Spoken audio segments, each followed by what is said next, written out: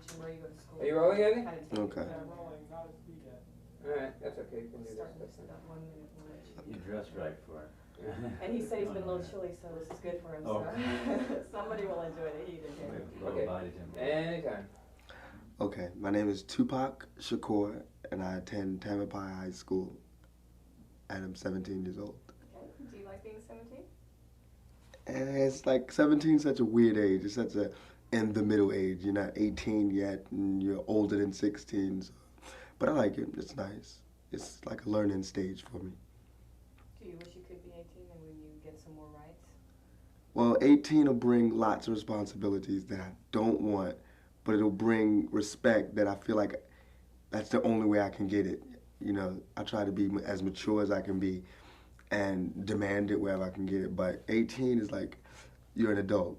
You like today when I had to sign the release form, I felt so bad because I couldn't sign it myself. I had to go and get my mother's and all that. But 18 it's just society's way of saying that you're ready.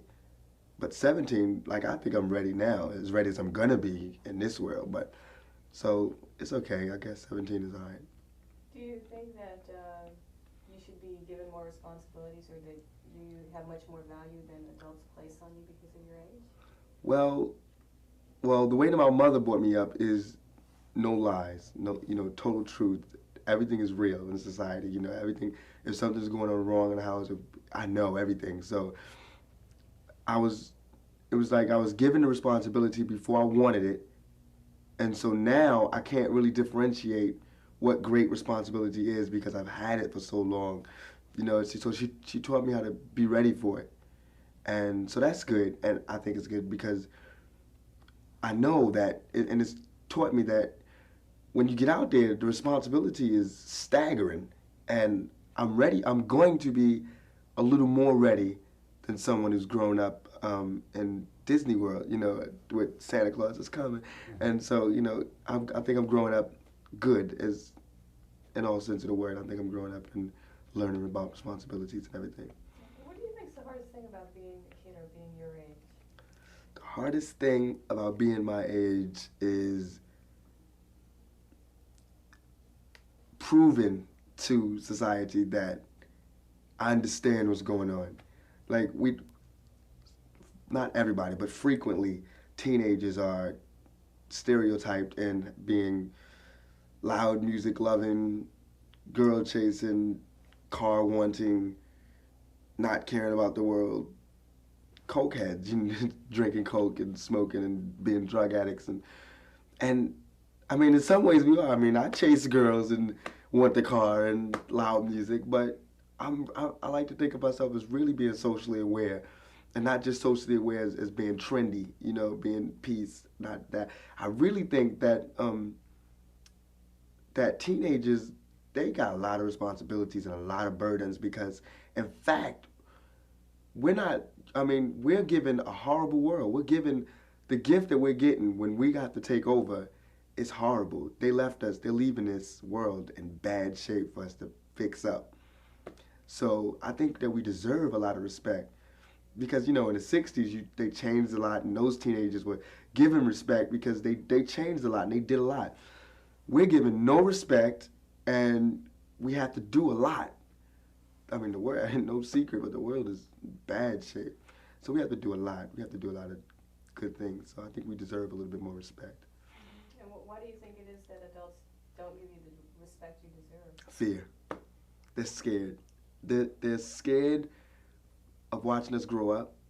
They're scared that when we get the power or responsibilities that we won't be able to handle it. And they're scared that well, I don't think, in this generation, I don't think that a lot of adults put enough into their children. I'm glad my mother did, but I don't think that a lot of children are growing up lost in the sauce. And I think that they're scared because they're realizing it now that, I didn't teach him this, I didn't teach him that. Where did he learn it? Look at unsafe sex and drugs. You could tell, if you look at the statistics, they're staggering again, And so I think they're scared because they're realizing that they goofed. They really messed up. And also, they fear teenagers are angry. At least this generation seems a little angrier to me and a little bit more rebellious. and uninvolved. So they're scared because they're realizing that, what's going to happen when we get all these people in power. But also just because it's human nature to be scared to watch a child grow up, and you don't want to give him that yet. Well, what do you see are some of the major differences between being a kid or being an adult? I was funny. Being a kid, like my little cousin, Hiroji, he's 3, and everything to him is happy.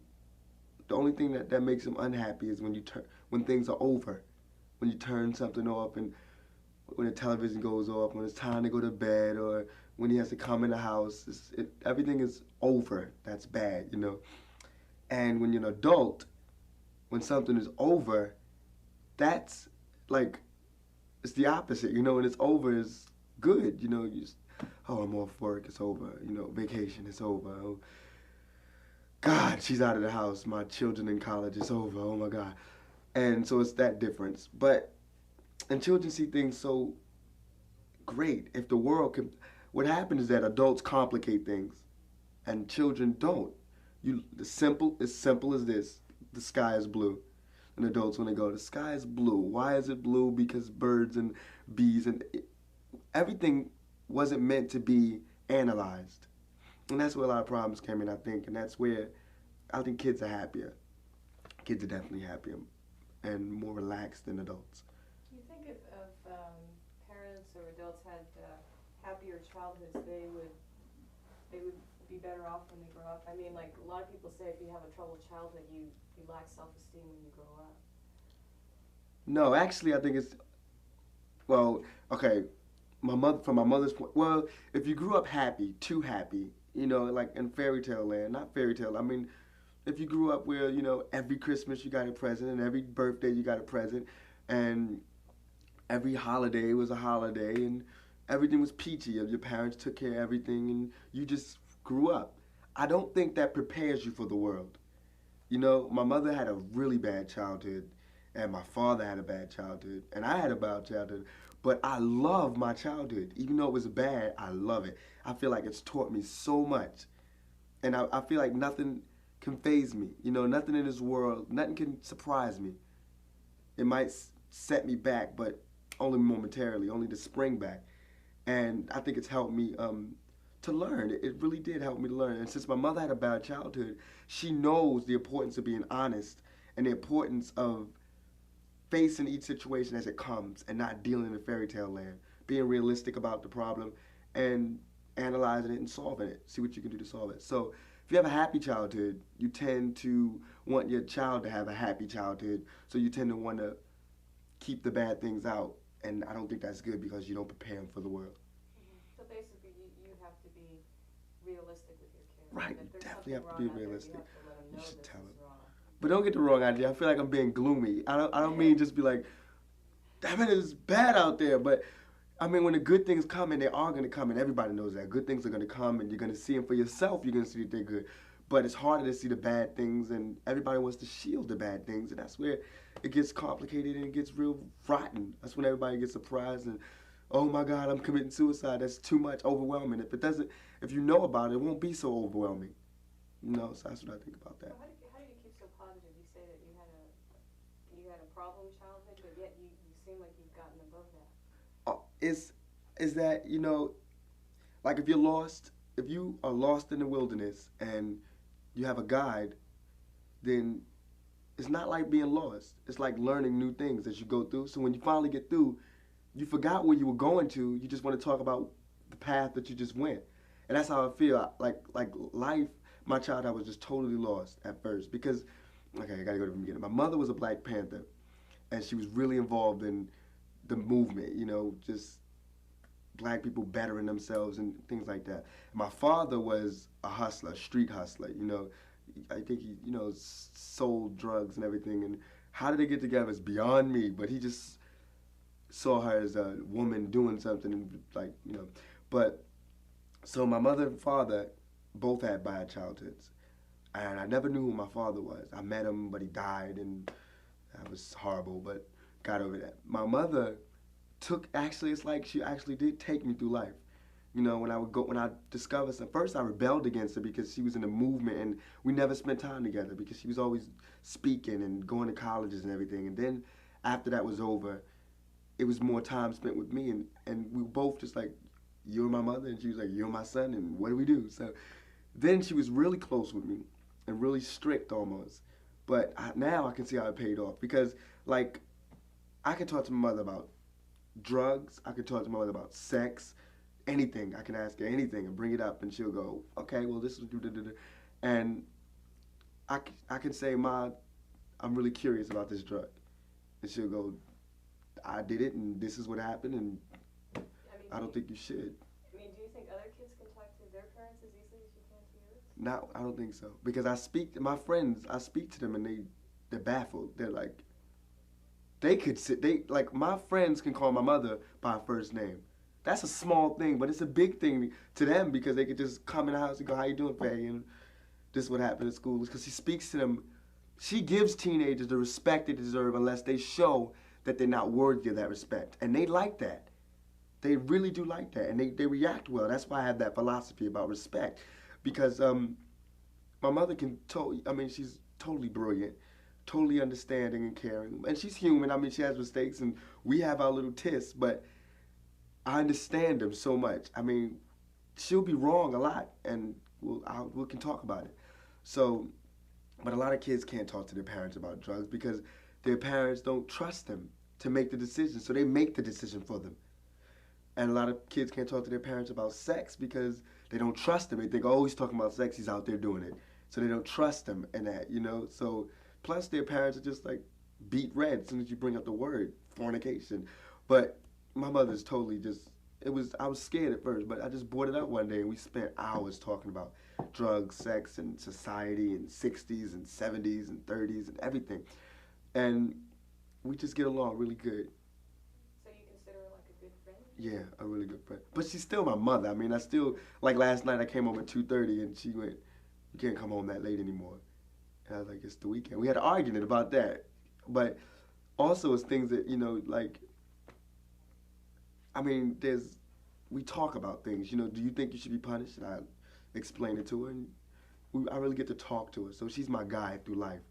So I'm really enjoying myself, but it's just that everybody doesn't think like us. So society, I mean, poverty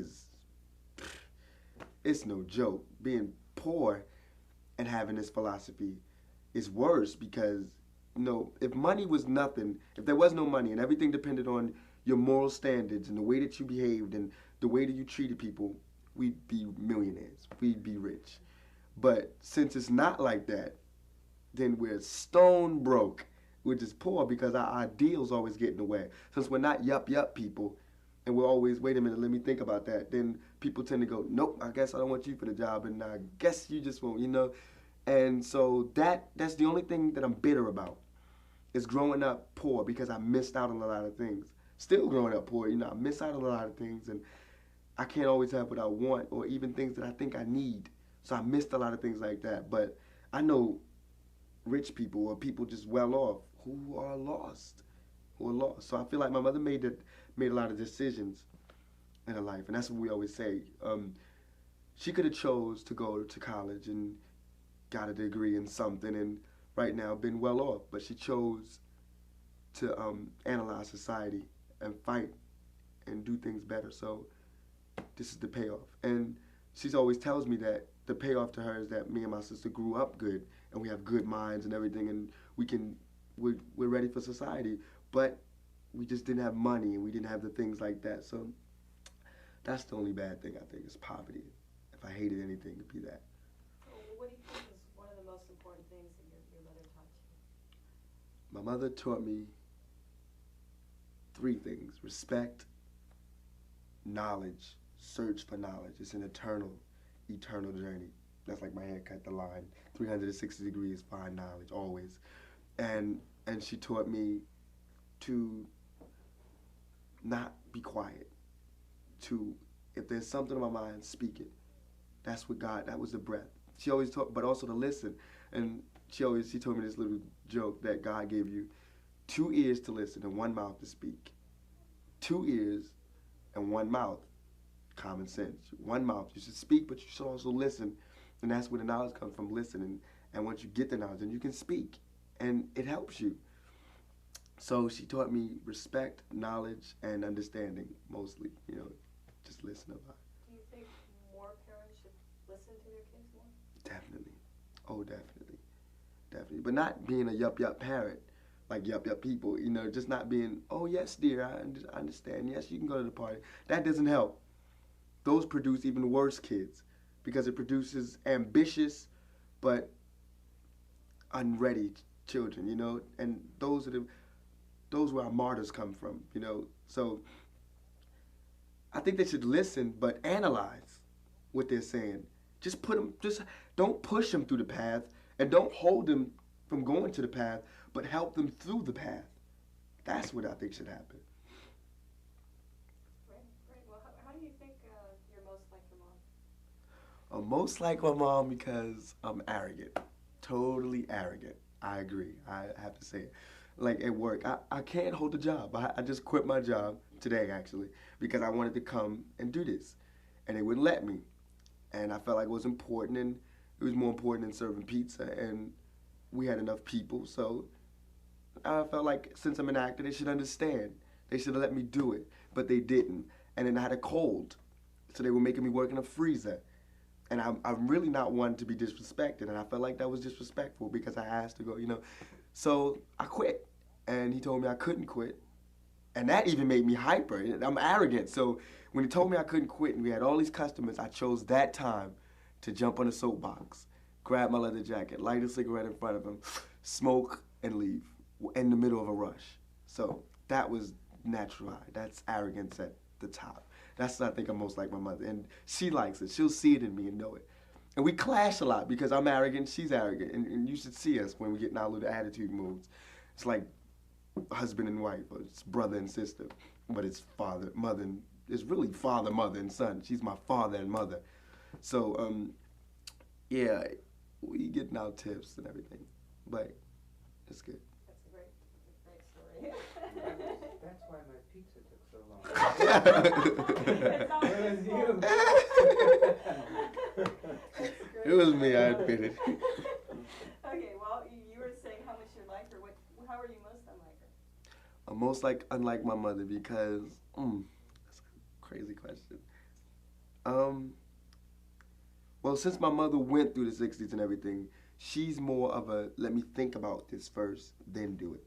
Because I know about how that happens.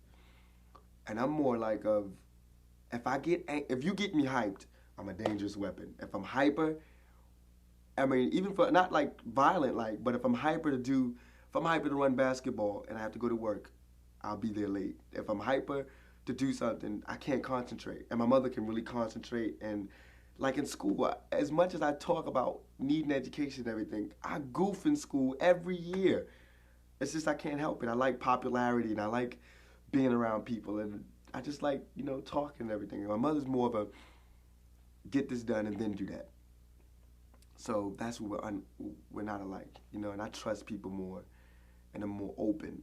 And since she's been through those things, she's more weary of trusting people. But she does trust people, but I'm just totally just like, oh, okay, you're my friend now, But we're more alike than we are unlike. That's really weird. Well, you said you goof around a lot in school. Do you feel you're learning enough, or do you feel they could be doing a better job of teaching you things? Well, I hope I don't get in trouble, but school is, I think that we got so caught up in school being a tradition that we stopped using it as a learning tool, which it should be. Like, up to this day, I mean, school should be, I think there should be a different curriculum in each and every, neighborhood, Because I'm going to Tampapi High, and I'm learning about the basics, but they're not basic for me, and it's like, they're not, to get us ready for today's world, that's not helping. It's just what they took, so it's what we're gonna take, And that's why the streets have taught me. And but school is really important, reading, writing, arithmetic. But I think after you learn reading, writing, and arithmetic, that's it. But what they tend to do is teach you reading, writing, and arithmetic, then teach you reading and writing and arithmetic again, then again, just making it harder and harder, just to keep you busy. And that's where I think they messed up. There should be a class on drugs. It should be a class on sex education, a real sex education class, not just pictures and diaphragms and unlogical terms and things like that. There should be a drug class. There should be sex education. There should be a class on scams. There should be a class on religious cults. There should be a class on police brutality. There should be a class on apartheid. There should be a class on racism in America. There should be a class on why people are hungry, but they're not. There are classes on gym, you know, physical education. Let's learn volleyball because one day we're gonna, you know, it's their classes like algebra, where I've yet to go to a store and said, can I have X, Y plus 2 and give me my Y change back? Thank you. You know, I think you could let me out. I've lived alone by myself, and the things that helped me were the things that I learned from my mother and from the streets. And reading has helped me. I mean, school has taught me reading, which is I love reading, writing, and arithmetic. That's it. Like foreign languages. I think they're important, but I don't think it should be required. Because actually they should be teaching you English and then teaching you how to understand double talk, politicians double talk, not teaching you how to understand French and Spanish and German. When am I going to Germany? I can't afford to pay my rent in America. How am I going to Germany? You know, this is what I mean by the basics are not the basics for me. And I think that it should be like college. You can go and take the classes that you want. And I think that like elementary school should be that way, where they give you the classes you should take for the basics, and then junior high school and high school should be the classes that you need in order to choose your path. So do you feel like schools are not really listening to the kids' needs? Or Definitely not. Needs? Definitely not. It's just kind of a place where you go to, but it's become such a tradition. They're not Yeah. even concerned if you're learning. It's just something you have to do. It's just a place you go during the day to keep you busy while they're at work. While they're at work, that's exactly what it is. Are you ready to work now? Are you ready to get like a regular job, or do you? Yeah, I've actually been working already. You know, like I've been going to school during the day, then I work 8 hours at the pizza place, then go home. And isn't it like 40-hour a week? That's what adults work, right? And that's what I'm working, 40 hours a week. I'm still not getting the respect that adults get, you know, but I don't want to keep saying like I'm worried about respect and fame and all of that. I'm just saying that, I mean, ancient civilizations have survived without going to schools like this. I mean, they've learned from their parents. We're not being taught to deal with the world as it is. We're being taught to deal with this fairyland, which we're not even living in anymore. And it's sad, because I'm telling you, and it should not be me telling you. It should be common knowledge. Aren't they wondering why death rates are going up and suicide is going up and drug abuse? Aren't they wondering? Don't they understand that more kids are being handed crack than they're being handed diplomas? I mean, okay, in school we're learning to analyze, and then, well, I learned it, now they should relearn it. I think adults should go through school again. You know, I think that rich people should live like poor people, and poor people should live like rich people, and it should change every week. And we'll have the best rounded people, we'll be able to deal with people. I mean, everywhere. Look at civilizations, look how we grew. You know, and I think we need to learn from our mistakes and stop just going through emotions, which we're doing now. It's like we're waiting for some big button to be pushed or something like that. Can you do anything about that, Tupac? I mean, what can you do when you grow up, right? Okay. That you can make a difference in this. Well, as it is, and it's honestly, I feel this way, but society is like, it's like, you know those little things they have for the mice where they go through around a circle and there's little blocks for it and everything? Well, society is like that. They'll let you go as far as you want. But as soon as you start asking too many questions and you're ready to change, boom, their block will come. And for me, and I hope this doesn't start anything, but for me, since I'm living in a slummish area and I'm black, mine will come through being a statistic. You know, I'll get caught up in all of this, and one day I'll be with my friends and they'll go, let's go out party. We don't have a car. Let's steal a car. Forget it. You know, let's just borrow a car. We'll steal a car and I'll go to jail for 16 years and come out and be bitter. Knowing all of this, saying all of this, but be bitter, you know? And it should be, like the past elections, watching Jesse Jackson run and watching Dukakis run. Those two people, Jesse Jackson and Dukakis, two people who I thought were gonna. There it is. I said, all right, finally we're gonna get a better America. But what happened? Bush won. I couldn't believe it because every time I asked people, who would you have voted for? And everybody goes, Dukakis. But how did Bush win? I keep wondering. And then this makes me rebel more against society because it's supposed to represent the people. I don't want Bush in government. I spent 8 years of my 17 years on this earth under Republicans, under Ronald Reagan, under an ex-actor who lies to the people, who steals money, and who's done nothing at all for me. And I don't think Bush is a bad person or a bad president, because for the upper class, he's a perfect president. And that's how society is built. The upper class run it while we talk about it. I mean, the middle class and lower class, we talk about it. And for the working class, we're just lost. We're going through the motions. We're the worker bees. And they get to live like royalty. You think when you're talking about classes, do you think children or kids are sometimes considered a lower class? Yeah, I think so. But they're even with children, there are classes. Like even at TAM, there's the lower Marin City class. There's the low white class, the lower white class. There's the middle class white class and the middle class black class, and there's the middle class. There's the upper class white and upper class black, and that's a shame that has to be cut in so many pieces, because it all boils down to this one piece of money. That how can this is a big question and no one's been able to answer it, and this is staggering. How can Reagan live in a White House which has a lot of rooms and there'd be homelessness, and he's talking about helping homelessness? This is what I mean about practicality. All right, if there's someone homeless in Washington, D.C., if there's homelessness and he has the White House, which has 1,000 rooms, why can't he take some of them people off the street and put them in his White House? Because he doesn't want to get dirty. The White House would be a little tainted, and when his rich people from Jamaica and everything comes to see him, they'll be, oh, these people, and that's dumb. He wants to build houses and everything. Let him stay in the White House. All those rooms are not being used. Then he'll have people from the streets to help him make with his ideas. I mean, these people that are homeless have done things. They haven't been homeless forever. They've done things in society. They've done things. They've had jobs before, and they've done things. They've worked hard. There should be an automatic. They get a house somewhere and live comfortably. There are things they can do, and I think that's wrong. I think that's really bad.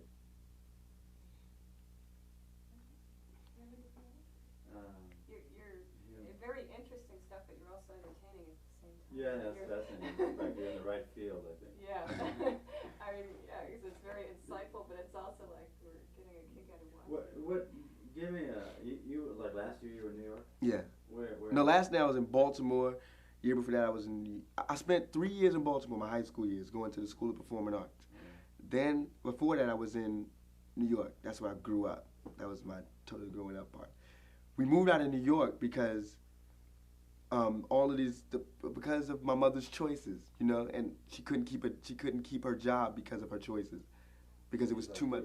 Yeah, no, she was calm now. I mean, it was totally calm, but it was like they figured out who she was, and she couldn't keep a job. That should be illegal. So she lost her job, and of course, we were like stranded in New York.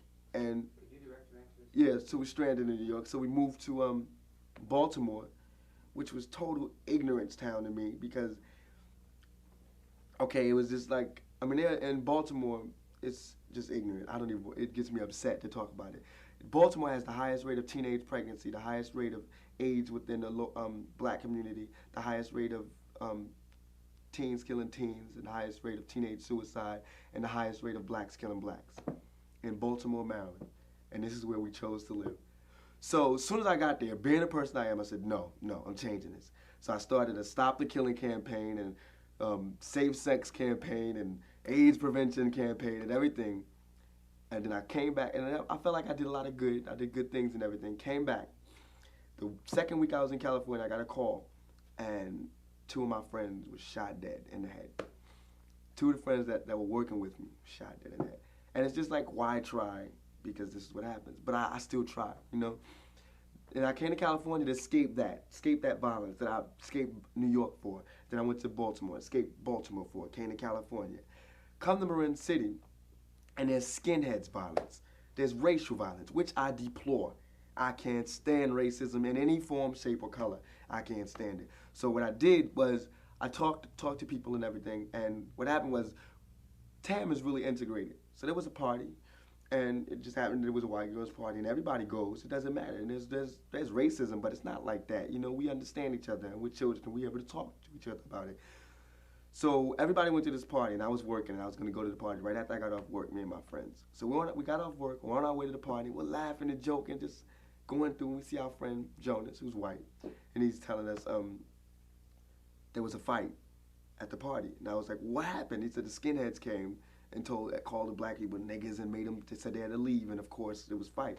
I was like, oh my God. So we were sitting there, they went home, we were sitting there talking and everything, and my friends just like, this couldn't happen in the 60s, you know, let's figure out what to do. And he just said, I know, we'll start the Black Panthers again. So we're starting the Black Panthers, but we're doing it more to fit our views, you know, less violent and more silent, you know, more knowledge to help. You know, what we really want to do is get the pride back in the black community, because I feel like if you can't respect yourself, then you can't respect your race, then you can't respect another's race, then you can't respect, you know, it just has to do with respect, like my mother taught me. So what we're doing is starting the Black Panthers again in Marin City, just getting first teaching pride, and then teaching education, and then we'll see where it goes from there. And also as a defense mechanism for the skinheads, because that's wrong, and I hate to feel helpless. And so skinheads hate black people, and I'm gonna be there.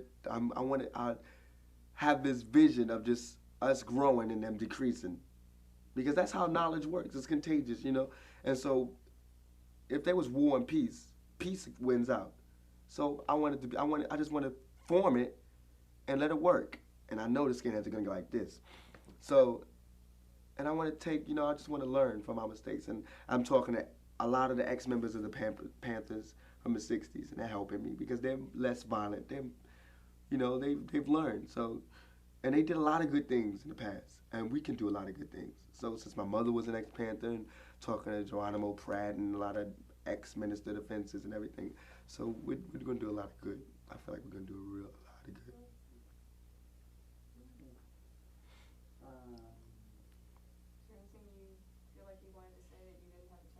I don't know. I know as soon as I walk out, I'll go, oh, God, I should have said that. But just to end the importance of growing up just growing up in America. I loved my childhood, but I hated growing up poor, and it made me very bitter. You know, it's like, all right, now I got a job. I quit now. I had a job. And just today I got paid, and I have money in my pocket that I worked for, and that the greatest feeling, you know, that I worked for. I'm just getting a job, and I'm working and everything, and that feels good. But I'm still poor, you know. My family is still poor. I'm still living in a poor neighborhood. You know, I still see people poor. I still see things that, like, society, this is supposed to be a melting pot, but no one's learning from the other's mistake.